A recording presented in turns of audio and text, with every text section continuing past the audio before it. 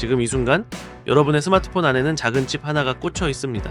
손톱만 한 크기, 그 안에 여러분의 모든 통신이 담겨 있습니다. 그런데 2026년 3월 LGU 플러스가 조용히 폭탄 하나를 터뜨렸습니다. 4월 13일부터 전 고객 대상 유심 무상 교체를 실시합니다. 가입자 1100만 명이 해킹을 당한 것도 아닙니다. 정보가 새어나간 것도 아닙니다. 그런데 왜 갑자기 유심 전체를 바꾼다는 걸까요?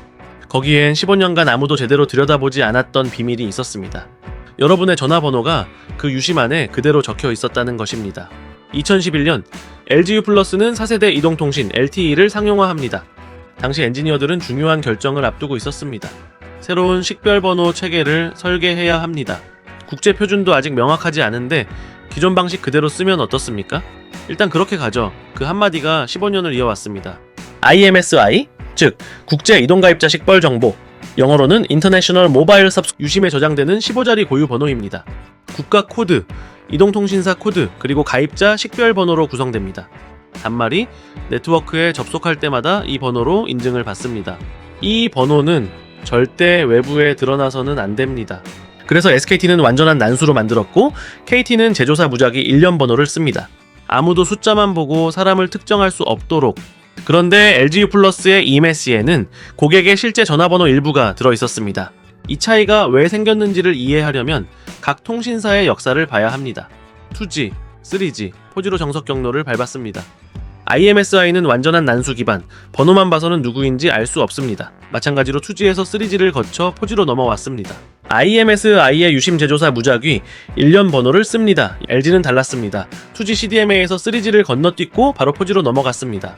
그 과정에서 2G 시절의 전화번호 기반 식별 체계를 그대로 가져왔습니다. 4G 도입 초기, 관련 국제 표준이 명확하지 않다는 이유였습니다. 그리고 그 선택은 수정 없이 오늘까지 왔습니다. 그렇다면 이게 실제로 위험한 일일까요? 보안업계의 대답은 이렇습니다. 당장 터지는 사고가 아닐 수 있습니다. 하지만 조건이 맞으면 얘기가 달라집니다.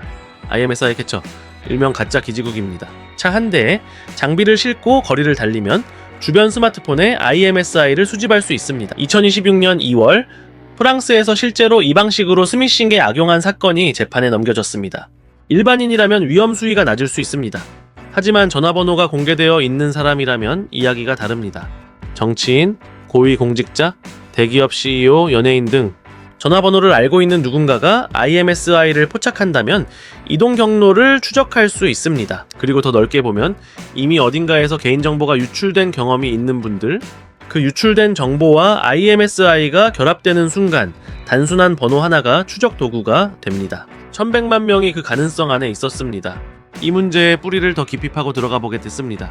한국이동통신의 역사에서 LGU 플러스의 전신은 LG텔레콤입니다. 당시 LG텔레콤은 CDMA 2000즈 퀄컴 방식의 2G 통신을 썼습니다. 이 방식은 SKT, KT가 쓰던 GSM 계열과 아예 다른 기술 체계였습니다.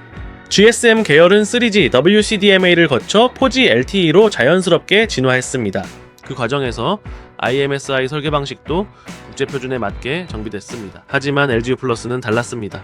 CDMA에서 3G를 거치지 않고 4G로 직진했습니다. 그러다 보니 2G 시대의 전화번호 기반 식별 체계가 그대로 4G에 얹혔습니다. 처음에는 어쩔 수 없었을 수도 있습니다. 하지만 그 후 15년 동안 국제 표준은 계속 진화했습니다. 난수 기반 eMSI 권고가 확립됐습니다. 보안 가이드라인이 쌓였습니다.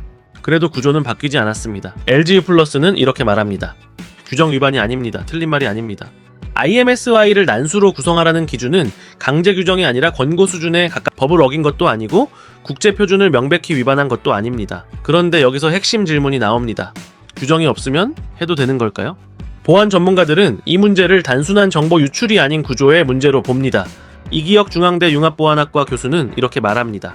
이번 문제는 개별 정보의 민감성보다 정보들이 어떻게 연결되는 구조인지가 핵심입니다. 사이버 공격은 이미 조밥형으로 진화하고 있습니다. IMSI 하나로 개인을 특정하기 어려울 수 있습니다. 하지만 IMSI와 전화번호, 거기에 어딘가에서 유출된 다른 개인정보가 결함된다면 그 순간 퍼즐이 맞춰집니다. 그리고 더 불편한 사실이 있습니다. LGU 플러스는 이 위험을 언제 알았을까요? 지난해 3월 타사 유출 사고 이후 자체 보안 점검 과정에서 인지했습니다. 2025년 3월, 지금으로부터 약 1년 전입니다. 1년 전부터 알고 있었습니다. 그런데 발표는 이제 나왔습니다. U 플러스 측 해명은 이렇습니다. 유심 교체 준비를 마친 띠 알리는 것이 고객 혼란을 줄이는 데 적절하다고 판단했습니다. 여러분은 어떻게 생각하십니까? 알고 나서 바로 알리는 것이 고객을 위한 일일까요? 아니면 준비가 끝난 다음 조용히 알리는 것이 고객을 위한 일일까요?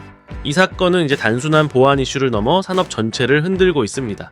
SKT 2,500만 명, KT 1,700만 명, LGU 플러스 1,100만 명, 국내 이동통신 3사 가입자 총 5,300만 명이 유심 교체 대상에 놓였습니다. 세계적으로도 유례없는 규모의 유심 교체 사태입니다. 유심 제조사에는 수요가 몰립니다. 대리점 직원들은 발등에 불이 떨어졌습니다. 매장 예약 시스템이 돌고 물량 확보 경쟁이 벌어집니다. 이번 사태는 5G SA, 즉 5G 단독모드 전환을 앞당기는 촉매가 됩니다. LGU 플러스는 올 하반기 5G SA 상용화에 맞춰 수시를 100% 적용하기로 했습니다. 통신 인프라의 보안 기준이 한 단계 높아지는 겁니다. 가장 중요한 변화는 규제 패러다임의 전환입니다. 규정이 없으면 괜찮다는 논리가 더 이상 통하지 않는 시대가 오고 있습니다. 과학기술정보통신부 K사, 국호의 과방위가 이미 움직이기 시작했습니다. 통신보안 설계 기준을 권고가 아닌 의무로 만드는 논의가 시작될 것입니다. 그리고 그 비용은 결국 누가 치를까요? 통신사가 치릅니다. 그리고 그 통신사의 요금제를 쓰는 우리가 치릅니다. 1,100만 명의 번호가 15년 동안 유심 속에 그대로 있었습니다. 아무도 해킹하지 않았습니다. 누군가 의도적으로 빼낸 것도 아닙니다. 그냥 그렇게 설계됐고 그렇게 유지됐습니다. 그게 더 무섭습니다. 사고는 막을 수 있습니다. 하지만 설계의 문제는 다릅니다. 설계는 선택입니다. 처음에 선택이 있었고 그 선택을 유지하는 선택들이 이어졌습니다. 15년 동안 매년 그 구조를 바꾸지 않기로 선택한 것입니다. 우리는 매달 통신비를 냅니다. 그 안에는 서비스 비용만 있는 게 아닙니다. 내 번호를, 내 위치를, 내 정보를 안전하게 지켜달라는 신뢰의 비용이 들어 있습니다. 이번 사태가 묻습니다. 우리가 믿어온 그 신뢰, 과연 제대로 값이 매겨지고 있었을까요? 씹어먹는 경제학이었습니다.